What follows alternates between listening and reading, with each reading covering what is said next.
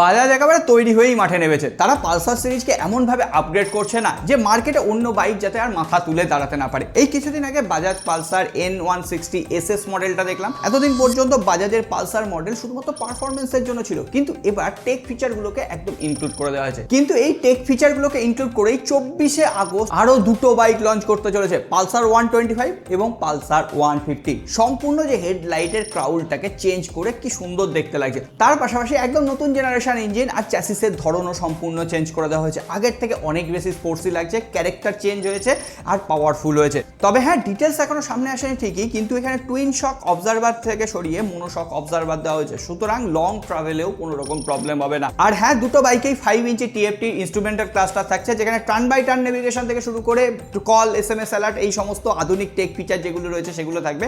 Single channel ABS আর dual disc brake থাকবে 125 সিসিতে, আর dual channel ABS থাকতে পারে 150 সিসিতে। এখন দাম বলা হচ্ছে পালসার 125 90,000 আর 150 যেটা সেটা 1,30,000 টাকার আশেপাশে লঞ্চ করবে। সো দেখা যাক 24 তারিখে এই সমস্ত আপডেট পেয়ে যাবে। তার জন্য ফলো আর সাবস্ক্রাইব করে রেখো, আর পালসার লাভারদের সাথে ভিডিওটা শেয়ার করো, কাজে আসবে।